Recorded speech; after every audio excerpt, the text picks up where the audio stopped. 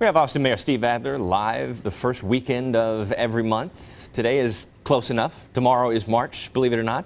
Mayor, a lot has happened since the last time we chatted with you. 2 weeks ago, we had this major winter storm that crippled the state, and the Austin area is still recovering. Talk about some of the recovery efforts going on. I saw you on Instagram yesterday handing out some water.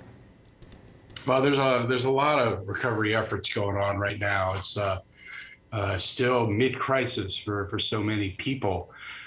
We have probably 30, 40 apartment complexes where we have at least one building that are out, and a lot of people in that building without water. So we have distribution stations that are happening in those areas. The city's helping to supply some, a lot being done by volunteers and nonprofit organizations. But we have food, we have supplies, diapers.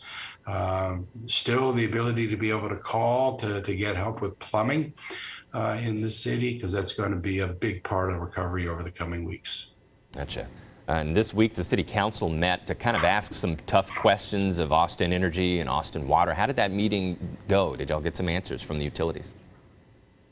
Well, we asked a lot more questions than we got answers. The focus of the City Council this meeting was to take care of the crisis people are in, making sure that they weren't seeing spike in billing, to make sure that we were housing some of the people that had left the streets in their tents to get into shelters and to get into hotels, to house them before they ended up back on the streets. A lot of those kinds of things, helping with repairs, helping with one-stop places to go for information. But we asked a lot of questions, and there's going to be joint hearings of the council coming up this week to really start getting the answers. Why did this happen? How do we prevent this from ever happening again? What can we learn from what we did to make sure that what we do goes better regardless of what may have happened at the state level? A lot of questions, and we, all of us, deserve answers. Last question. I don't know if you've got some words of wisdom about vaccination. We've got the new Johnson & Johnson vaccination coming that just got approved by the FDA, and we've opened this big COTA vaccination site. Any thoughts on that? Well, it's good to get the vaccines out. Happy to see that Johnson & Johnson has an 84% efficacy in terms of stopping the deaths and the severe cases, which is really what you focus on. It was great to see 3,000 vaccines going out at COTA.